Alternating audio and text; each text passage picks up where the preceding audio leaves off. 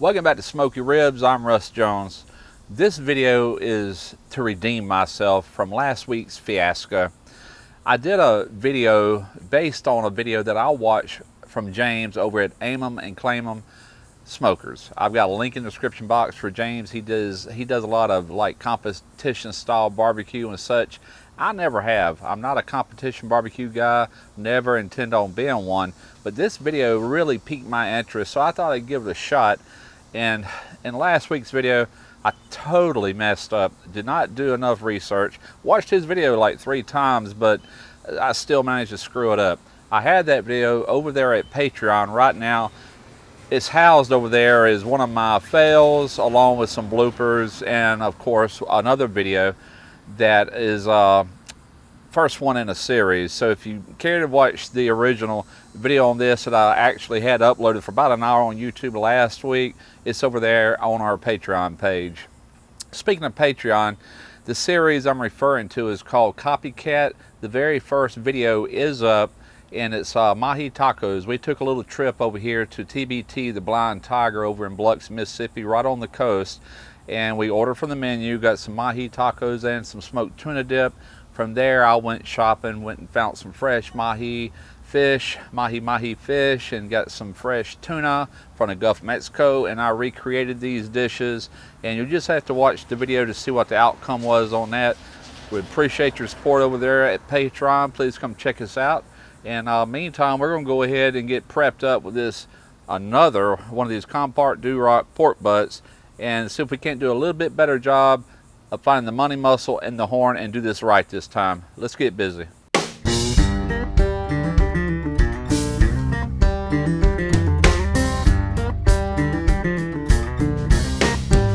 If you wanna cook backyard barbecue till you get your feel, you come to the right place. Russ Jones Smoky Ribs.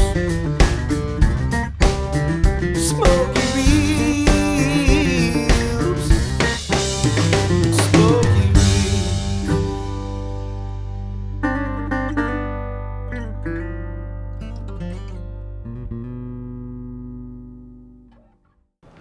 Look at this pork butt, Compart Do-Rock once again.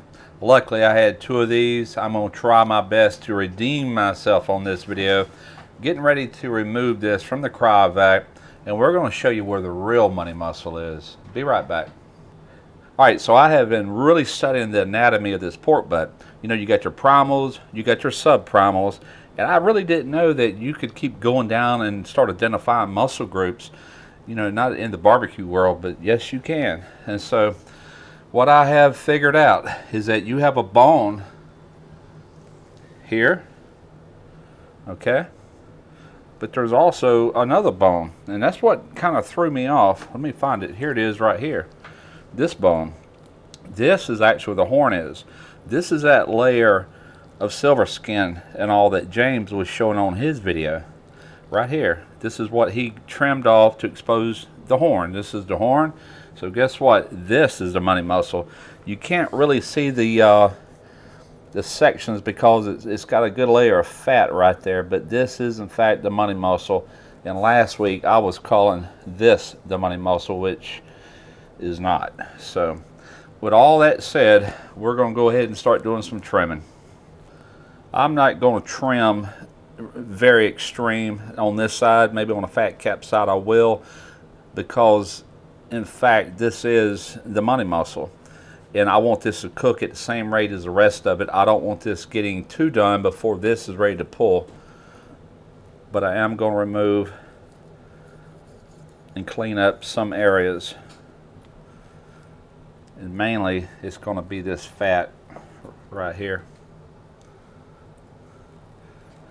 Right now I am going to expose some of this just at the top.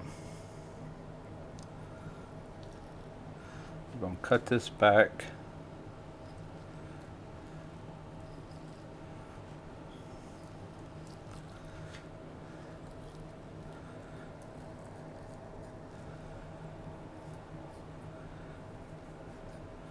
Just like that. I don't want to take any more off on this side. That's a pretty good chunk of meat right there. That's a good, nice roll. I didn't cut deep into this, just expose this top to where we can get some bark and all right in this area here where the fat was. We're going to flip this over. And I'm going to make a incision right here where this fat is. Start removing this fat cap. So once again, really all you're trying to do is remove the fat to expose this meat in here. Now I had this layer of fat right here that I've got to also remove. If you don't remove the fat, then you're really not going to have a bark right there. You don't have anything to really make that rub hold to the meat itself. All right, let's take a look and see how that looks. Now that looks a lot better than what it did last week. You can tell this is a muscle, but what I need to do while I have it in this position is go ahead and trim this fat off. So that little fat line there, it seems to be running kind of deep. I'm gonna leave it just like that. I don't dare do as much carving as I did last week. I do want to square this up just where it matches the rest, to where you can easily distinguish the muscle when it comes time to cut this off. Pull it right here, you can definitely see it. That's a nice chunk of meat right here. Really nice chunk. And this will allow us to get bark on both sides. Alright, that is it for the money muscle. Let's spin it around. Let's turn it over. All you're wanting to do is stay right on top of that silver skin. We're going to be giving up some meat here, but don't worry. It's not going to waste. I will be using this in another dish.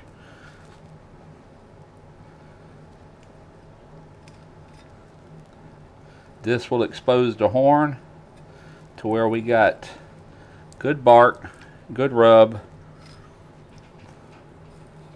on both sides all the way around. Alright, all this silver skin needs to come off. The rub will not stick to this, so therefore you will not have a good bark formation. Alright, so the horn is exposed. We want to flip it over. We want to remove this fat cap about in the same area as the other cut on the opposite side, which will expose this side. Alright, now according to James, below this fat cap, which he left, is what they refer to as the tubes. And when I was researching this a little bit, I did see that right behind the money muscle was what they refer to as tubes. And I remember seeing those doing other pork butts in the past where I actually pull the meat, and I seen rolls of meat in there is what they're referring to as tubes. So from here we're going to do an injection, and from there we're going to put a good rub on this. I'll be right back. Alright, now I'm doing something totally different than what James did. He did a marinade using like a zesty Italian dressing and apple juice, and you just have to check it out and see exactly what he did. Keep in mind, his was like competition style. I went as far as I'm going to go with competition style on that, and that is strictly the trimming.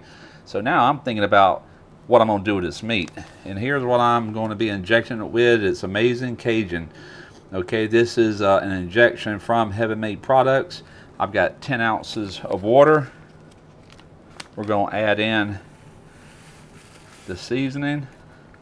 It also calls for 1 stick of melted butter. Now that mixed up will complete our formula for the injection. Alright, I'm going to be injecting this with my Bad Beast injector. Man, I love this thing. Comes with 2 different types of needles. This has a really big nozzle on the end for things that has like a rub and so forth like this one does. Now, according to James, you really don't need to do much injection in the money muscle, but I am going to do some. Just hit this in various locations.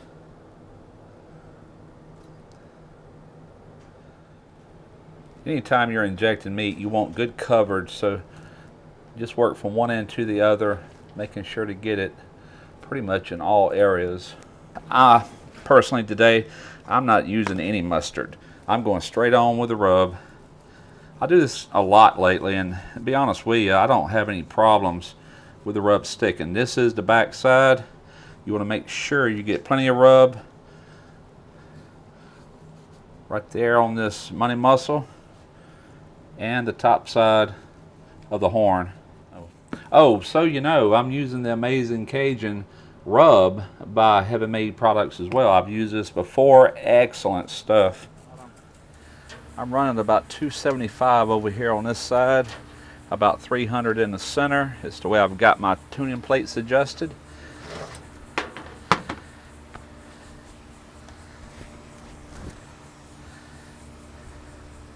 This is money muscle. I'm going to throw towards the back, the horn towards the front. Just like that. That's how we're going in.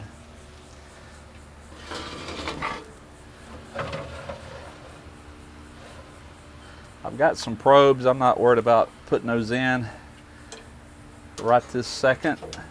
I'll do that a little later on as we, after the first few hours anyway. They'll be here ready. All right, we're going to shut her down, close her up, let her start smoking.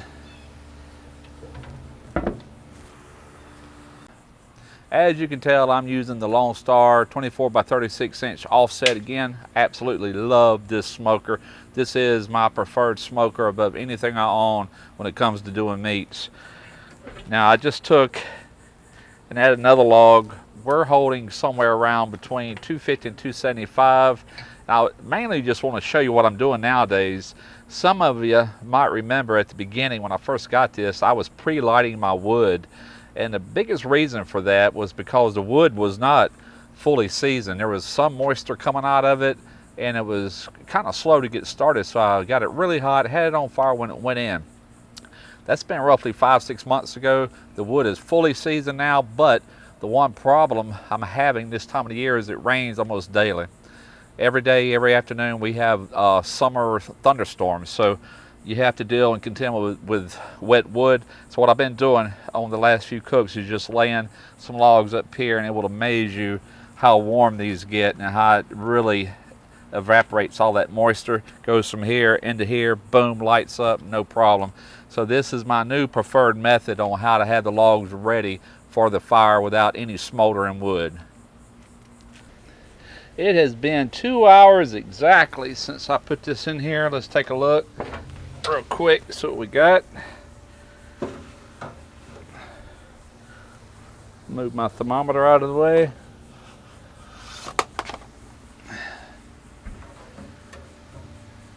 Ooh, yeah, she's getting some nice color on her.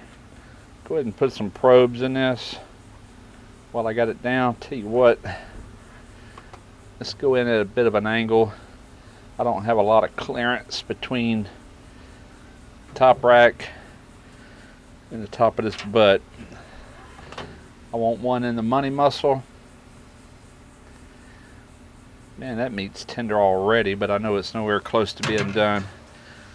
All right, that's 2 hours in. All right, we are 4.5 hours into this. Internal temperature is 191. That's one advantage I can see about trimming these down, is that it don't take as long to cook. Oh man, that is really looking good. Getting a nice bark on everything. Bark's not going to change much over the next 7-8 degrees, so I'm just going to leave it. I haven't moved it. This is just like it was from the get-go. Now, one thing I do want to show you on this Lone Star Grill's offset is how I've had to run this pretty much all day long. Take a look over here. Normally I have this thing latched down in the milder months just like that, but what I'm finding out is that I'm running roughly 325 degrees with only one log burning. So I'm cracking it like that to let some heat out, some heat, of course some smoke's gonna go with that. But my point is how efficient this thing is, man. Unbelievable. And the sun is just blasting down on this firebox, and you wouldn't think that would really do a lot to a smoker. wrong. It does. That heat mixed with the heat of that one log burning, it's making a difference. Now come winter, I'll be latching her back down and maybe having to burn 2 logs. That's just the nature of the beast. Let's take it. The fat more than likely is going to stick to the grate. Not too bad. Let's put that in this little stainless steel pan. All right, from here I'm going to wrap it with foil. We're just going to let it rest for around 30, maybe 45 minutes. So there we have it. You got your money mussel. You got chunks, as they call them, and all you do is just pull that off. I guess you could cut it. You got some pulled pork. There's a lot more meat left here. I just stopped with this, and this is what you would typically put in one of those little styrofoam boxes with some green leaf lettuce, and you would put this in there to where it looked really attractive, really good. And one more thing they do that I didn't do, I did kind of do on the last video, the one that's over there on Patreon, is that you want to put a sauce. I use GQ barbecue sauce with butter and honey and made like a glaze, because judges are going to judge you on how that meat shines with it glistening and all that kind of stuff. And like I said, the only part of this competition thing I want to get into is showing you how to trim it and how to separate your different parts of a pork butt, because that's what I've found interesting to me. What I've got here is meat ready to eat. All right, it's not going to win no competition, but it's going to be good. And here's what we're going to do with it right now. All right, so this is my idea of how to serve the money mussel. We got some remoulade going on here. We got this sitting on a bed of lettuce with some fresh tomatoes. And oh yeah, Cajun seasonings. That's what I'm talking about. This is going to be good. All right, this is going to be a handful. Look at that. Here we go. Like I said, I'm no competition barbecue guy. I really appreciate what they do. I kind of really got into seeing how they expose this and expose that for the judges and everything. But when it all comes down to it, I love pork. I love pork butt. I don't really analyze it to that extreme. Obviously, that was the reason I had to reshoot this video. But I'm here to tell you, this money mussel by itself on a po' boy is killer. Hope you give it a try. Until next time, smoke your ribs.